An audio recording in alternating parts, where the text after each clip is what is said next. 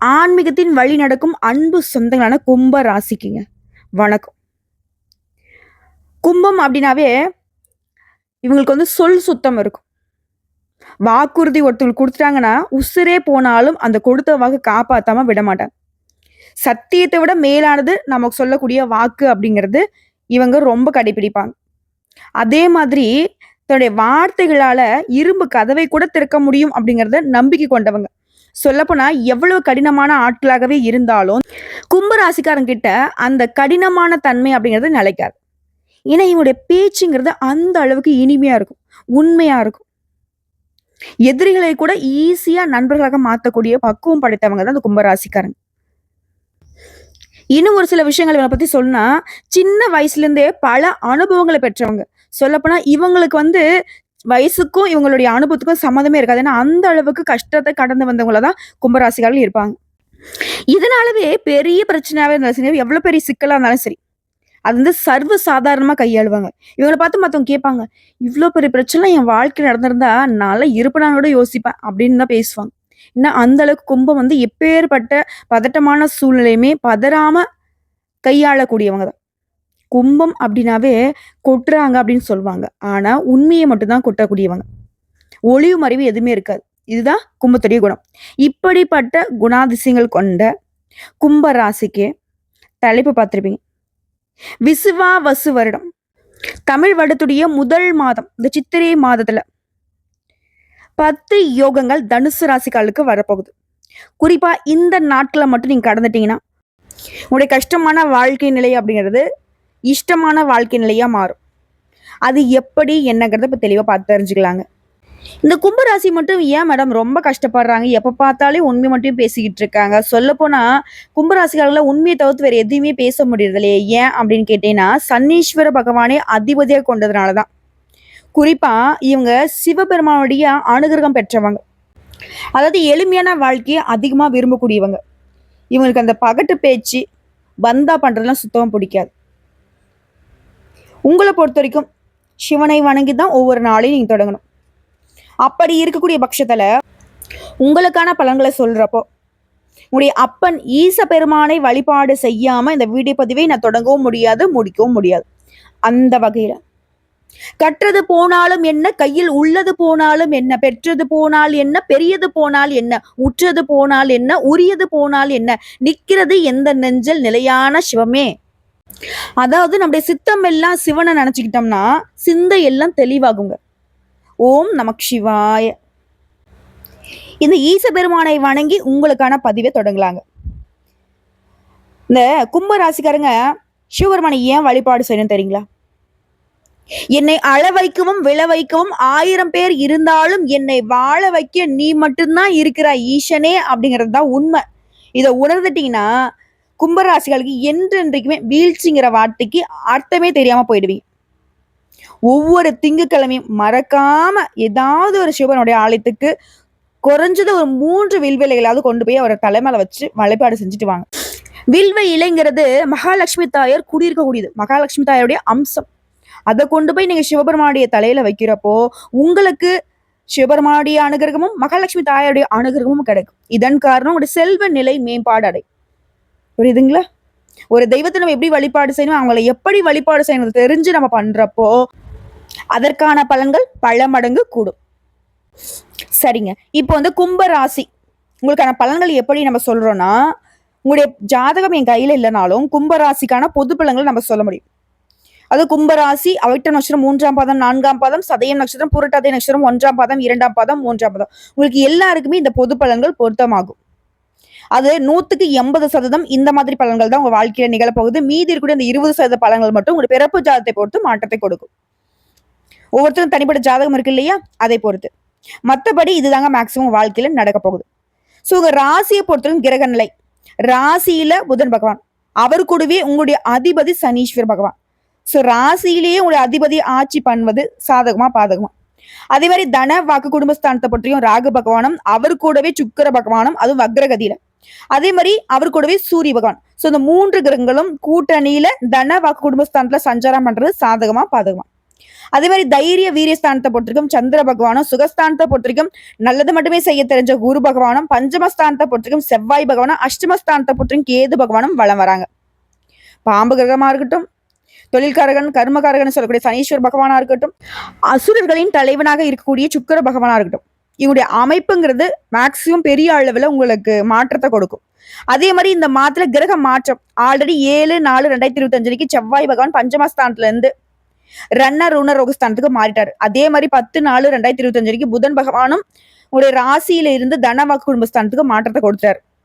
இதற்கு அடுத்து சூரிய பகவான் 14/4/2025 அன்னைக்கு தனவாக்கு குடும்பஸ்தானத்துல தைரிய வீரியஸ்தானத்துக்கு மாறினார். இதுக்கு எல்லாத்துக்கும் மேல வரக்கூடிய 26/4/2025 அன்னைக்கு பாம்பு கிரகமான, அதாவது அண்ணன் தம்பின்னு சொல்லக்கூடிய ராகுவும் கேதுவும் ஒரே நாள்ல இடம் மாறுறாங்க. ராகு பகவானை பொறுத்த வரைக்கும் தனவாக்கு குடும்பஸ்தானத்துல இருந்து ஒரு ராசிக்கு மாறுறாரு. கேது பகவானை பொறுத்த வரைக்கும் அஷ்டமஸ்தானத்துல இருந்து களத்திரஸ்தானத்துக்கு மாறுறாரு. இதே மாதிரி கடைசி 30/4/2025 அன்னைக்கு புதன் பகவான் தனவாக்கு குடும்பஸ்தானத்துல இருந்து தைரிய வீரியஸ்தானத்துக்கு மாறார். சோ ஒட்டுமொத்தமா நவகிரகங்களே புதன் பகவான் தாங்க இந்த மாதத்துல 2 முறை தன்னுடைய இடத்தை மாத்தினார். இதை பொறுத்து கும்பம் ராசினா கொடுத்து சிவந்த கைகளுக்கு சொந்தக்காரங்க. உங்களை பொறுத்த வரைக்கும் இந்த சித்திரை மாதம் தரக்கூடிய 10 யோகம் என்ன? மொத யோகம் வீடு வாங்குறது, மனை வாங்குறது, வண்டி வாகனம் வாங்கக்கூடிய யோகத்தை உண்டாக்குது. 2வது யோகம் பூர்வ புண்ணிய சொத்துக்களால உங்களுக்கு வருமானம் கிடைக்க போகுது. 3வது யோகம் எதிரிகளால உங்களுக்கு இருந்து வந்த தொல்லைகளை சமாளிக்க கடந்த காலங்கள்ல பணம் விரயமானச்சு இல்லையா, அந்த நிலை அடியோடு அழிய போகுது. பணம் பல வழிகள்ல வர ஆரம்பிக்கும். அடுத்த 4வது குடும்ப வாழ்க்கை போற்றும் கணவன் மனைவி மற்றும் குடும்பத்துடைய ஒற்றுமை மேலோங்க போகுது. அடுத்த 5வது உத்தியோக பணிகள் இருக்கீங்க, அலுவலகத்துல வேலை பார்த்துட்டீங்க, ஆண்களோ பெண்களோ தனியார் துறையோ அரசாங்கத்துறையோ சுமூகமான நிலையை காண போறீங்க. உங்களுடைய வேலையை தன்னம்பிக்கையோட செய்து முடிக்க போறீங்க. இதை அடுத்து 6வது யோகம் பணப்புழக்கம் அதிகமாகும். உங்களுடைய வேலைக்கு உரிய அங்கீகாரத்தை மேல் அதிகாரிங்க கொடுப்பாங்க. அடுத்தது 7வது யோகம் தொழில் அதிபர்களா இருக்கீங்க, சின்ன தொழிலோ பெரிய தொழிலோ, ஆண்களா இருந்தாலும் சரி பெண்களா இருந்தாலும் சரி, அடுக்குமாடி கட்டிடங்களை கட்டி விற்பனை செய்யக்கூடிய தொழில இருக்கிறவங்களுக்கு ஆதாயம் பெற்று முன்னேற்றத்தை அடைய போறீங்க. இது குறிப்பிட்ட அந்த தொழில் மட்டும் இல்லைங்க, எந்த தொழில் செய்தாலும் சரி, எந்த துறைகள்ல இருந்தாலும் சரி முன்னேற்றத்தை தரக்கூடிய அற்புதமான மாதம் இந்த சித்திரை மாதம். அடுத்த 8வது யோகம் பொருளாதார நிலையில மேம்பாடை அடைய போறீங்க. கூலி வேலை செய்தாலும் சரிங்க, இன்னைக்கு நான் வேலைக்கு போனா மட்டும்தான் இவன் வீட்டுல அடுப்பெரியன்னு சொல்றவங்களுக்கு கூட பணப்புழக்கம் தங்கு தடையின்றி கிடைக்க போகுது. அடுத்து 9வது யோகம் சொந்தமா தொழில் பண்றீங்க, கடை வச்சிருக்கீங்க, ஏதோ ஒரு வியாபாரம் பாக்குறீங்க, உங்களுடைய நிறுவனத்தின் புகழ் 8 திக்கும் பரவ போகுது. அடுத்த கலைத்துறையில இருக்கீங்க அப்படின்னாக்கா உங்களுடைய துறைகள்ல உள்ள நுணுக்கங்களை அறிந்து கொள்வீங்க. அதை தக்க சமயத்துல உபயோகப்படுத்தி வெற்றி பெறுவதற்கு ஏதுவான சூழ்நிலையை நீங்களே உண்டாக்க போறீங்க. அடுத்து 10வது யோகம் கும்பராசி இந்த காலகட்டத்துல பாராட்டுகளும் கிடைக்க போகுது, கௌரவமும் கிடைக்க போகுது. உழைப்பை கூட்டிக் கொண்டு செயல்படுவதனால வெற்றி நிச்சயம். பெண்களை பொறுத்த வரைக்கும் அரசாங்கத்துறையாகட்டும் தனியார் துறையாகட்டும் அலுவலகத்துல வேலை பார்க்கக்கூடிய பெண்களுக்கு நிர்வாகத்தில உயர் அதிகாரிகளால உங்களுக்கு இருந்த நெருக்கடிகள் மறையுது. உங்களுடைய மதிப்பு மரியாதை உயர போகுது. இதுவே அரசியல்ல இருக்கிறவங்களுக்கு உங்களுக்கான மதிப்பு மரியாதை உயர்றது மட்டும் இல்லாம போட்டிகளை ஈஸியா சமாளிப்பீங்க. எதிர்கட்சியுடைய வார்த்தைகள்லாம் ஈஸியா நீங்க உங்களுக்கு சாதகம் மாத்திப்பீங்க. தொண்டர்கள் மத்தியில ஹீரோ மாதிரி வளம் வர போறீங்க. உங்களுக்கு எதிர்பார்க்காத பதவிகள் கிடைக்கும். தொண்டர்கள் உங்களுக்காக உழைக்க போறாங்க. எந்த ஒரு சவாலையுமே தைரியமாக தன்னம்பிக்கையோட சமாளிக்க போறீங்க. எதிரிகளுடைய தொல்லைகள் அதிகமா இருந்தாலும் திட்டமிட்டு அதை அழகா முறியடிச்சிருவீங்க. துண்டக்கான துணியக்காரன்னு சொல்லிட்டு அந்த எதிரிகள்லாம் ஓட ஆரம்பிச்சிருவாங்க. அதே மாதிரி மாணவர்களுக்கு மருத்துவம், பொறியியல், தகவல் தொழில்நுட்பம், விவசாயம் இந்த மாதிரியான துறைகள்ல நல்ல முன்னேற்றம் காணும். விரும்பிய துறைகள்ல விரும்பிய பாடப்பிரிவுகள்ல சேர்ந்து படிப்பீங்க. சிறந்த மதிப்பெண்கள் கிடைக்கும். டீச்சர் மற்றும் பெற்றோருடைய அறிவுரைகளை உதாசீனப்படுத்தாம அவங்க சொல்றதை கேட்டு நடந்தீங்கன்னா இன்னும் முன்னேற்றம்ங்கிறது உயர்வா கிடைக்கும். குறிப்பா இந்த சித்திரை மாதம்ங்கிறது உங்க மனசுக்கு பிடிச்ச விஷயங்கள் எல்லாமே அடுத்தடுத்து நடக்க போகுது. நீண்ட நாட்களாக பிரிந்து போன உறவுகள், அது கணவன் மனைவி உறவா இருக்கட்டும், சொந்த பந்தங்கள் உறவா இருக்கட்டும், ஒன்று சேர போறீங்க. குறிப்பா நட்பு வட்டாரலாம் சிறப்பா இருக்குங்க. பிரிஞ்சு போன நண்பர்கள் கூட இப்ப தேடி உங்ககிட்ட பேசுவாங்க. வெளியூருக்கு வேலைக்கு போனவங்க சொந்த ஊர் திரும்பி மனைவி மக்களோட சந்தோஷமா இருக்க போறீங்க. உடைய சந்தோஷம் அப்படின்றது ஒட்டு மொத்தமா இந்த சித்திரை மாதத்துல இரட்டிப்பாக போகுது. முதல் விஷயம், வேலையிலும் சரி வியாபாரத்திலும் சரி எந்த டென்ஷன் வந்தாலும் சரிங்க, அதை வந்து வீட்டுல கொண்டு வந்து காட்டாதீங்க. பிள்ளைகளோட அனுசரணையா பேச பழகிக்கோங்க. குடும்பத்துல இருக்கிற அன்பா ஆதரவா நடந்துக்கோங்க. கணவன் மனைவிக்கிடையே பெரிய அளவுல வாக்குவாதம் வேணாம். ஓகேங்களா? அதுல வந்து கொஞ்சம் ஜாக்கிரதையா இருங்க. யாராவது ஒருத்தர் விட்டு கொடுத்து நடந்துக்கோங்க. அதே மாதிரி செலவுகளை கூடுமான வரைக்கும் குறைச்சுக்கொள்ளுங்க. பண வரவுக்கு குறைவில்லை, ஆனா செலவுகள்ங்கிறத நீங்க தான் கட்டுக்குள்ள வச்சுக்கணும். அதே மாதிரி அதிகமா வாய் பேசாதீங்க. குறிப்பா உங்களுடைய பெருமையை நீங்களே பேசிக்கொள்வது தவிர்ப்பது சிறப்பு. ஏன்னா கல்லடி பட்டாலும் கண்ணடி படக்கூடாது. நம்ம பாட்டுக்கு வாய்க்கு வந்த பேசிடுறோம். ஏன்னா உண்மையை பேசி பழக்கப்பட்டவங்க கும்பராசிக்காரங்க. ஆனா அதை எந்த அளவுக்கு தப்பா எடுத்துக்கணுமோ, எந்த அளவுக்கு அந்த நல்ல விஷயத்த கெடுக்கணுமோ அதுக்கான வேலையை சுத்தி இருக்குன்னு பாத்துருவாங்க. சோ முடிஞ்ச அளவுக்கு மறைத்து ஒழித்து பேச கத்துக்கோங்க. அதாவது நெளிவு சுழிவுன்னு சொல்லுவாங்க, இடம் பொருள் ஏவல்னு சொல்லுவாங்க. இதை வந்து கும்பராசி ஃபாலோ பண்ணி ஆகணும். அதே மாதிரி அனுதினமும் கும்பராசிக்காரங்க ஓம் நமக் சிவாய இந்த மந்திரத்தை சொல்லிக்கிட்டே இருக்கணும். இதன் காரணம் மனசுக்கு வந்து அமைதி கிடைக்கும். அது இல்லாம ஒரு தெளிவான சிந்தனையின் காரணமா எப்பேற்பட்ட சூழ்ச்சிகளும் உங்க கண்ணுக்கு முன்னாடி தெரிஞ்சிடும். நல்லவங்க யாரு கெட்டவங்க யாரத காட்டிக்கிறத முன்னாடி அவருடைய செயல்பாடுகள் நல்லதா கெட்டதா ஒட்டுமொத்தமா எல்லாத்தையுமே அந்த சிவபெருமான் உங்களுக்கு வெளிச்சம் போட்டு காட்டிடுவார். அனுதினமும் அந்த சிவனை வழிபாடு செய்ய நீங்க என்ன பண்ணாலும் சரி உங்களுக்கு வெற்றி தான். இதே மாதிரி உத்தியோக பணிகள்ல இருக்கிறவங்க பதவியில இருந்து மேல் பதவிக்கான முன்னேற்றம் கிடைக்கும். சம்பள உயர்வு அதிகமாகும். சொந்த தொழில் செய்யறவங்களுக்கு லாபத்திற்கு பஞ்சமே இருக்காது. தொழிலை வந்து விரிவுபடுத்துவீங்க. குடும்ப தலைவரா இருக்கீங்க அப்படின்னாக்கா அக்கம் பக்கம் வீட்டார்கிட்ட கொஞ்சம் அனுசரணையா நடந்துக்கோங்க. கூடுமான வரைக்கும் பொறுமையை கையாளுங்க. தம்பதிகளுக்கிடையே ஒற்றுமை கூடும். உடைய பிள்ளைகளால பணவரவு உண்டாகும். மாணவர்களை பொறுத்த வரைக்கும் ஒரு இலக்கை வச்சுக்கிட்டு படிக்க ஆரம்பிங்க, வெற்றி தொடரும். உடல் நலமும் ரொம்ப சிறப்பாக தான் இருக்கு. உங்களை பொறுத்த வரைக்கும் பரிகாரம்ங்கிறது ஞாயிறு தோறும் ஆஞ்சநேய பெருமானுக்கு வெற்றிலை மாலை சாற்றி வழிபாடு செய்ய வெற்றிகள் தொடரும். இது மட்டும் இல்லைங்க, அந்த சித்திரை மாதம்ங்கிறது உங்களுக்கு எல்லா வகையிலுமே சாதகமா இருக்கிறதுனால திருமணம் ஆனவர்களா இருக்கீங்கன்னாக்கா உங்களுடைய குடும்ப வாழ்க்கையை முழுசா அனுபவிக்கக்கூடிய அளவுக்கு எல்லா வகையிலுமே சந்தோஷம் கிடைக்கும். குடும்ப வாழ்க்கையை உங்களுக்கு நிம்மதியை ஏற்படுத்தும். உடைய ஆளுமையில நல்ல முன்னேற்றம் இருக்கும். வேலை செய்யறவங்களுக்கு லாபம் கிடைக்கிறதுக்கு அதிக வாய்ப்புகள் இருக்கு. இது மட்டும் இல்லாம அந்த தனியார் துறையிலாட்டும் அரசாங்க துறையாட்டும் பெரிய ஊக்கத்தொகை கிடைக்கிறதுக்கு வாய்ப்பு இருக்கு. ஒட்டு மொத்தமா அந்த சித்திரை மாதம்ங்கிறது உங்களுடைய நிதி நிலைமை அப்படிங்கிறது உயர்வாக போகுதுங்க. செலவுகள் கட்டுக்குள்ள வரும். தொழில் செய்யறவங்களுக்கு நல்ல லாபம் கிடைக்கும். உடைய திட்டங்கள் வந்துட்டு முன்னேற போகுது. சொத்து விஷயங்கள்ல லாபம் கிடைக்கும். மாணவர்களை பொறுத்த வரைக்கும் அன்னன்னைக்கு படுத்து அன்னன்னைக்கு படிச்சுக்கோங்க. படிப்புல கடினமா உழைச்சிங்கன்னா இது உங்களை வந்து எங்கேயோ கொண்டு போய் விட்டுடும். நீங்க ஏற்கனவே நோயால் பாதிக்கப்பட்டதா உடல் ஆரோக்கியத்தை பொறுத்தவரைக்கும் இப்ப வந்து முன்னேற்றத்தை அடைய போறீங்க. இன்னும் ஒரு படி மேல சொன்னா ஒட்டு மொத்தமா கும்ப ராசிக்காரங்க நீங்க யாரு, உங்களால எந்தெந்த விஷயங்கள முடியுங்கிறத உங்களை நீங்களே முழுவதுமா தெரிஞ்சுக்க போறீங்க.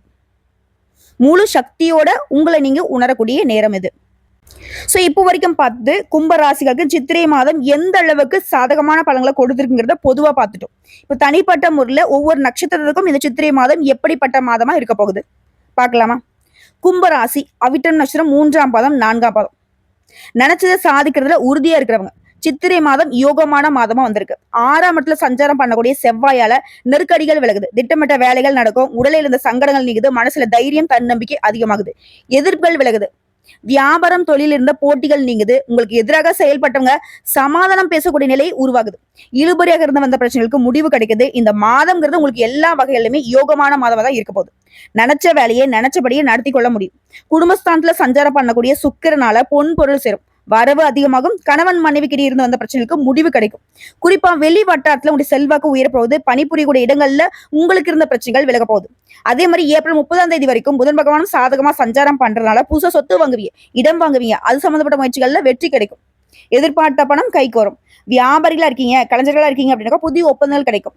கோயில் வழிபாடு செய்வதற்கான வாய்ப்புகள் உருவாகும். மாணவர்களை பொறுத்திருக்கும் எதிர்பார்த்த கல்லூரிகள்ல இடம் கிடைக்கும். விவசாயிகளுக்குமே எல்லா வகையிலுமே ஆதாயம் கூடுதுங்க. உங்களை பொறுத்திருக்கும் சந்திராஷ்டிரம் மே மாதம் 8ஆம் தேதி. அந்த ஒரு நாள் எங்கும் கவனம், எதிலும் கவனம்.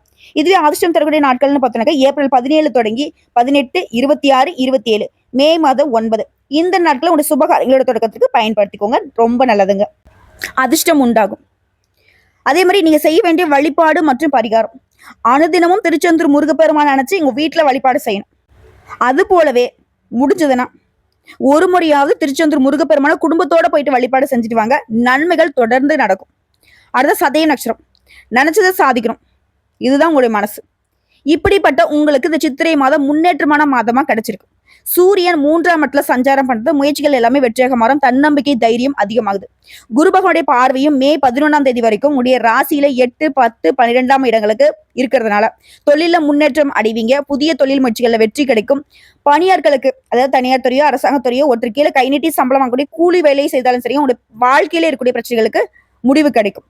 சிலருக்கு எதிர்பார்த்த இடமாற்றம், பதவி உயர்வு கிடைக்கும். அதே மாதிரி ஏப்ரல் 26ஆம் தேதி முதல் கேது சப்தமஸ்தானத்துல சஞ்சாரம் பண்றதுனால அஷ்டமஸ்தானத்துல இருந்து அவரால் ஏற்பட்ட மறைமுக தொல்லைகள் இப்போ விலக போகுது. அதே மாதிரி உடல்நல பிரச்சனைகளும் நீங்க போகுது. பெண்களுக்கு மாங்கல்ய பலம் கூடுதுங்க.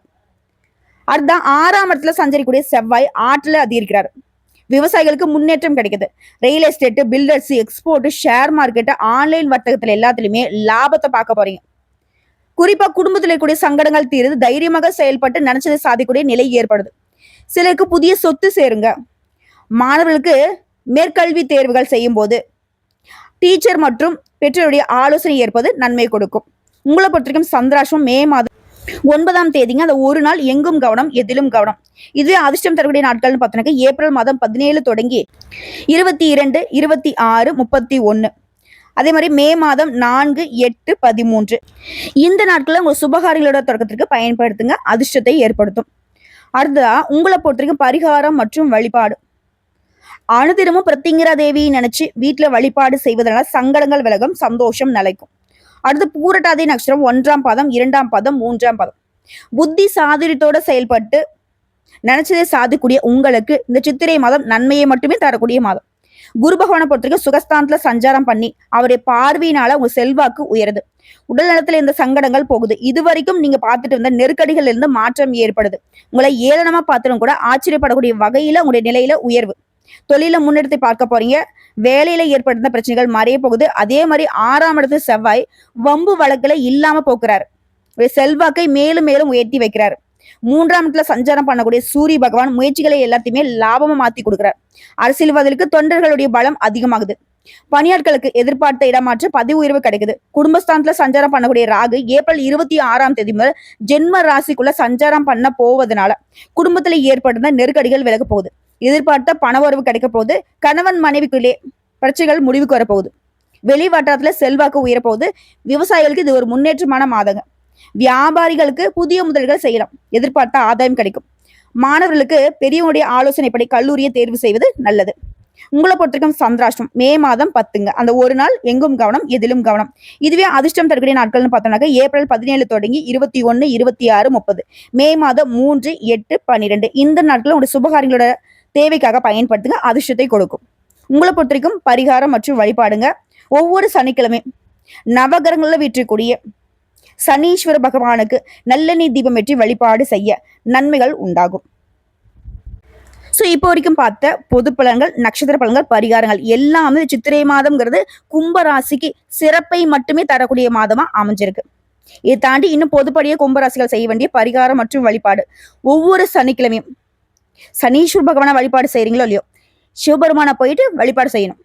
குறிப்பா அவருக்கு வில்வ இலைகளால அர்ச்சனை செய்து, முடிஞ்சா வில்வ இலைகளால மாலை கட்டி போட்டு அபிஷேகத்தோட வழிபாடு செய்யறீங்க, அர்ச்சனை செய்யறீங்க அப்படின்னா நினைச்சது நடக்கும். முக்கியமா அவருடைய கோயில வளம் வராம நீங்க வெளியே வரக்கூடாது. 9 முறை வளம் வந்துட்டு தான் வரும். அதுவே நவகிரகங்கள்ல இருக்கக்கூடிய எல்லா தெய்வங்களுக்கும் நெய்வேலக்கேற்றி வழிபாடு தொடங்கணும். உங்களை பொறுத்தவரைக்கும் அதிர்ஷ்டம் தரக்கூடிய கிழமைகள் திங்கள், வியாழன். இந்த நாட்களை உங்களுடைய தேவைக்கு பயன்படுத்துங்க. அதிர்ஷ்டம் உண்டு. ஸோ எப்படி பார்த்தாலும் சரி, சித்திரை மாதம்ங்கிறது 100க்கு 95% கும்பராசிக்கு அதிர்ஷ்டத்தை, வெற்றியை, அனுகூலத்தை, நினைச்சதை எல்லாத்தையுமே நிறைவேற்றக்கூடிய அளவுக்கு யோகத்தை மட்டுமே கொடுத்திருக்கு. வரக்கூடிய வாய்ப்பை மட்டும் கரெக்டா பயன்படுத்துங்க. உங்களுடைய உண்மையான மனசுக்கு இது நடக்கிறது எல்லாமே உயர்வாவே இருக்க போகுது. வாழ்த்துக்கள்ங்க.